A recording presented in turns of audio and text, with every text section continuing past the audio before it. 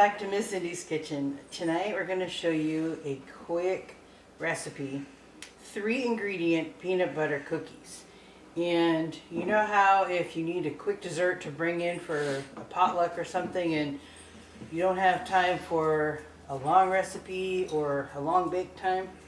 This is just 3 ingredients, and the original recipe calls for 1 egg, 1 cup sugar, 1 cup peanut butter. And I always double recipes because 12 individual servings of something isn't enough when it's a dessert. So if you're going to make something, just double it, I think. So the 3 ingredients for a double batch would be 2 eggs, 2 cups of white sugar, and a full jar of peanut butter. This peanut butter is a 16-ounce jar, so that's close enough to be 2 cups to count for a double recipe of 3 ingredient peanut butter cookies. So, and that's all it is. There's no flour, no baking powder or baking soda. That's all it is. So I'm going to crack the egg separately into a bowl to make sure I don't have any shells hitchhiking. So that's that. So a full jar of peanut butter. Creamy is the best. If you like crunchy, you can do that too, but the original recipe is for creamy. So just take a full jar of peanut butter and empty it into your mixing bowl.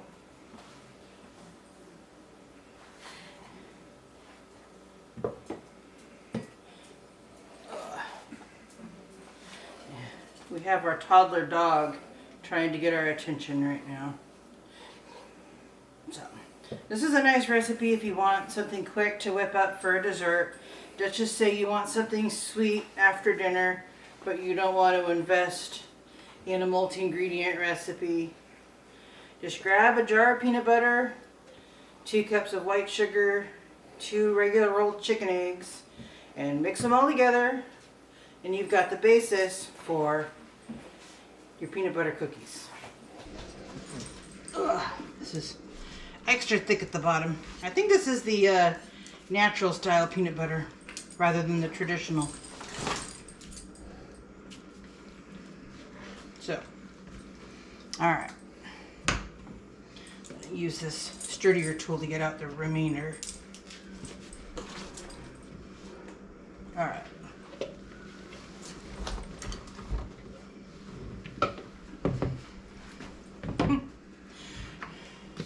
Alright, and then we're going to put our 2 cups of white sugar. And the baking temperature is 350 degrees for about 12 minutes. I will let you know once I bake them exactly how long they needed. But this is a quick go-to recipe.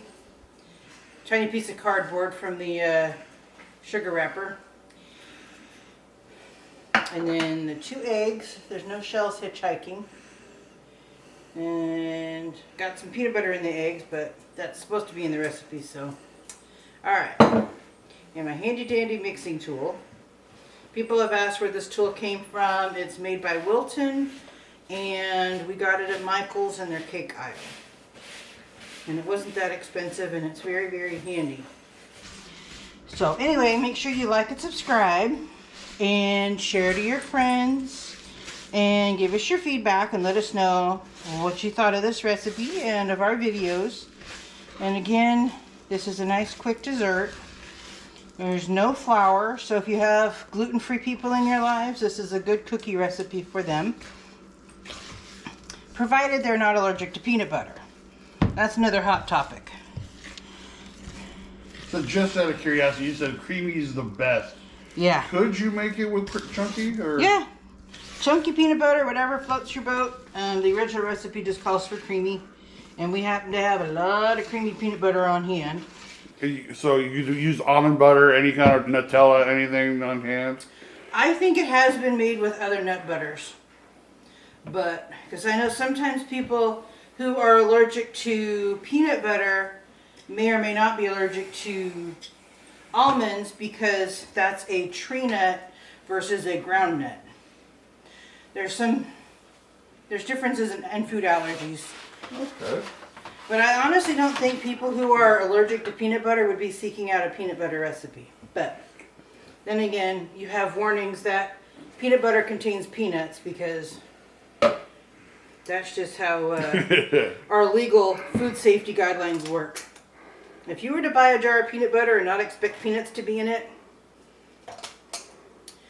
you know, you've got bigger problems than a peanut allergy. Now I noticed that you just put it straight on the pan without. Yeah. Because peanut butter has 18 grams of fat per 2 tablespoons, so I don't think that we would need any additional fat. You don't really need it. It's just a regular old cookie sheet. And if you're making greasy cookies, you don't need grease on the pan. It's just like butter heavy recipes don't generally need to have a greased pan. And then you can either just press these flat with the bottom of a glass, or do the little crosshatch with a fork and some sugar. It's just whatever suits you. If you want to keep it simple, you can just smush it down with a glass. And move that one over. This makes about 24. So if you were to make the original one batch version, it would be about 12 cookies. The standard cookie scoop I have is a 2 tablespoon size scoop, which tends to be the general standard for cookie scoops, because every time I find a cookie scoop, they're this measure. I really want to find a small one, but haven't been able to. I've even looked on Amazon and couldn't find one, but I just need to check again. Alright. Oh, it's a lot of peanut butter. It smells so good. So this would be a great recipe for, you know, the kid comes home with the, Mom, we need to make a bunch of cookies for class or for a bake sale or for... Yeah, but a lot of schools are shying away from peanut products because there's so many people who have delicate issues, that allergies or whatever. So I don't know, but if you got a potluck or book club, you want to bring a quick treat, this would be a good recipe for you. Because I don't think people who have a peanut allergy would go for a peanut butter cookie because it's so plainly peanut butter. But then again, you would know your friends if any of them had a peanut sensitivity, then you wouldn't, of course, bring a peanut-based dish. But a classic peanut butter cookie is an easy favorite for people. So, I am just going to use the bottom of this dish and press down. We don't need to be fancy.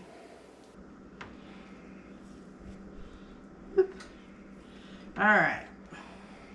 Maybe this isn't going to work as well as I had hoped. But that's alright. Just got to give him the finger to slip him off the bottom of the bowl. You dip the bottom in flour.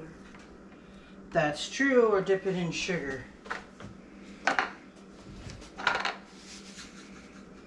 I will do that. That'll be a little easier. Don't fight the system. Just make it work for you. Good idea, Maddie. See, we've got a budding baker in the kitchen also, so.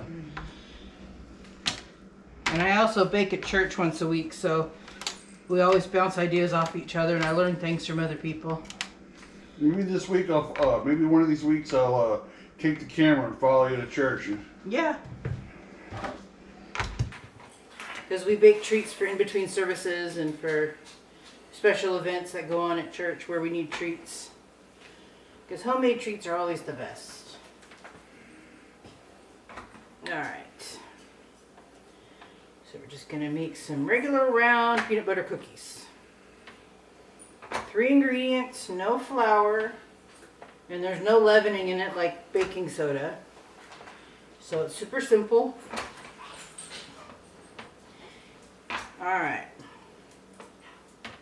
And again, you could cross hatch them like you do with a traditional peanut butter cookie. It's up to you. I'm just making a shortcut. So let's take them on over to the oven. And again, it's 350 degrees. And it's about 10 to 12 minutes. I'll let you know how long it takes. Alright. So we will come back with you when the cookies are done and let you know exactly how long the bake time was. Alright, we're back and the cookies are done and it took close to 12 minutes at 350. So set your oven for 10 minutes and then check on them because your oven may vary.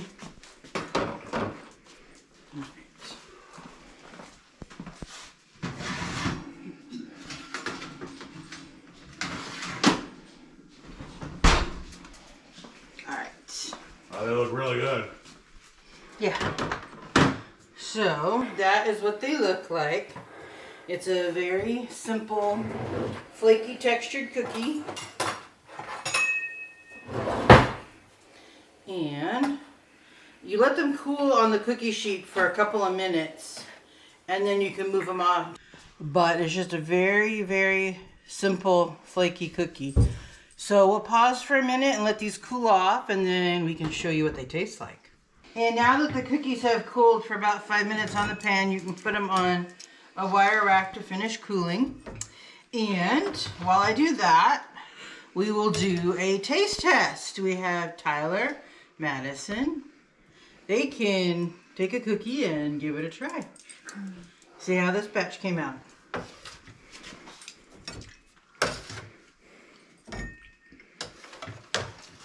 Good.